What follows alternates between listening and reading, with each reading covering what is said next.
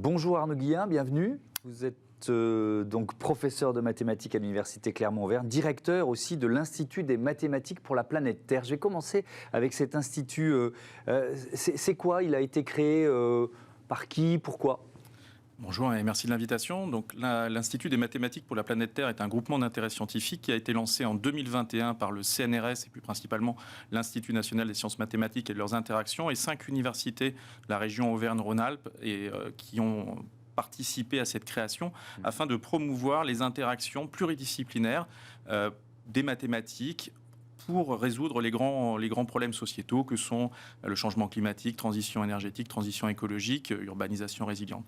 Donc le but est de promouvoir des projets, soutenir de la recherche, mais aussi des écoles, et aussi discuter un peu avec les médias pour alimenter ces mathématiques. Vous avez employé le terme pluridisciplinaire, c'est un mot très important, c'est-à-dire que les mathématiques ne feront rien toutes seules en quelque sorte, si je simplifie.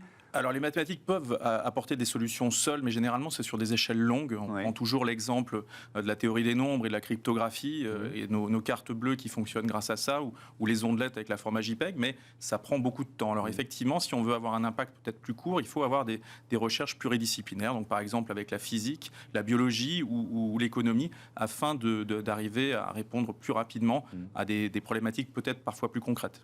Et vous lancez, ça passe notamment par des appels à projets. Donc il y en a un qui doit être lancé dans quelques semaines, c'est ça? Tout à fait. Janvier 2023, effectivement, un nouvel appel à projet sera lancé autour d'un appel blanc qui permet de poser, de faire revenir des sujets qui reviennent un peu de la base, et puis des sujets autour des interactions mathématiques et sciences humaines et sociales, principalement économie, géographie, histoire de pouvoir développer des mathématiques qui le sont peut-être un petit peu moins à l'heure actuelle. Pour comprendre comment ça marche, si on fait un bilan de l'appel à projet de lancé l'an dernier, en début d'année, cette année en début d'année 2022.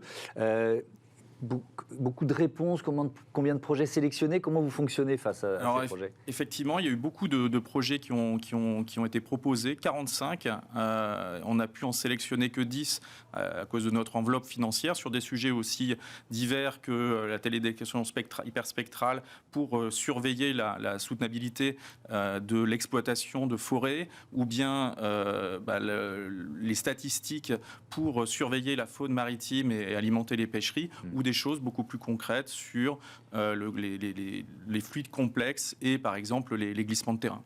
D'accord, donc c'est vraiment des projets. Ça veut dire que ce sont des projets alors, qui sont accompagnés financièrement, on l'a compris, et qui ont...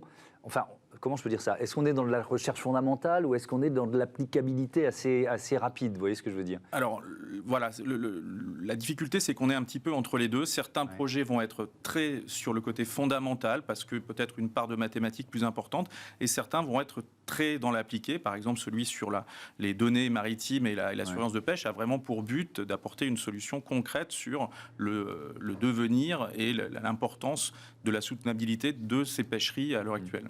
Est-ce que vous le faites en lien avec des entreprises, avec le tissu économique? C'est-à-dire que là, on parle de débouchés effectivement économiques. Est-ce que vous en êtes déjà là ou est-ce que c'est plutôt pas dans vos principes? Alors, l'Institut des maths pour la planète Terre est moins en lien avec l'entreprise. Malgré tout, cette année, nous avons par exemple soutenu un projet avec RTE autour d'un problème qui est assez actuel, c'est les extrêmes de consommation énergétique et comment planifier les énergies renouvelables associées à celui-là. Ensuite, au niveau des mathématiques, il y a l'agence mathématique en interaction avec les entreprises et la société qui, elle, a pour but de développer ces interactions avec les entreprises. Donc, on est assez complémentaires sur ces deux sujets.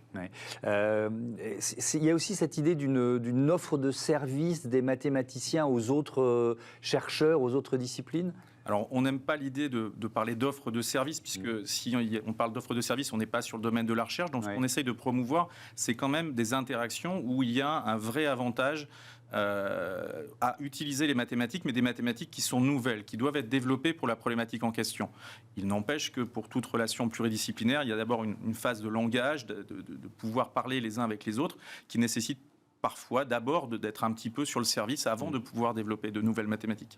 Alors je pose vraiment des questions de béotien. Il y a des domaines dans lesquels les mathématiques étaient pas ou peu utilisées et dans lesquels il y a un potentiel finalement d'innovation grâce aux mathématiques? Alors, Historiquement, la physique et les mathématiques ont toujours été très liées. La biologie a vraiment pris un beau tournant mathématique il y a 20-25 ans autour de la dynamique des populations. La santé s'en empare de plus en plus. Quelque chose qui a vraiment fait une différence, c'est l'intelligence artificielle qui mélange informatique et mathématiques. Et beaucoup de gens se sont emparés de toute la problématique des données. Et donc, effectivement, à l'heure actuelle, il y a toute une partie peut-être sciences humaines et sociales qui est encore à développer et qui s'empare petit à petit des mathématiques pour pouvoir gérer les interactions entre personnes et puis analyser les données associées. Comment les maths peuvent répondre aux grands défis de demain? C'était la question centrale des assises des mathématiques qui se sont tenues mi-novembre. Il y a eu 3 ministres, plusieurs grands patrons, évidemment beaucoup de scientifiques qui ont participé. À quoi ça sert? Et qu'est-ce qui en ressort? Alors, les assises ou en général les assises. Non, les assises, l'idée c'était effectivement de montrer qu'il y avait un consensus fort sur l'utilité des mathématiques qui ont souvent été décriées. On peut le dire sur la dernière réforme de l'éducation. Ouais. Il y a eu le fait d'arrêter les mathématiques alors qu'on en a un besoin fort. Ça a été souligné par les ministres et par effectivement les PDG de Michelin et Saint-Gobain qui ont rappelé à quel point l'innovation et la recherche étaient importantes pour la souveraineté nationale en termes de positionnement international. Donc il faut soutenir les mathématiques afin de pouvoir conserver ce pouvoir sur notre devenir, y compris pour répondre à ces grands problèmes sociétaux. Donc il y a effectivement, c'est un enjeu de souveraineté nationale et les mathématiques, c'est aussi un langage international. C'est une dimension qui est quand même importante à souligner. Voilà, tout à fait. En fait, le grand avantage des mathématiques, c'est que ça fournit un langage commun, effectivement, soit peut-être hermétique au départ, mais qui permet de parler à toutes les sciences et qui est aussi international, puisqu'on parle tous les mêmes mathématiques. Et ce qui fait que les mathématiques sont peut-être celles qui sont les plus en réseau internationalement.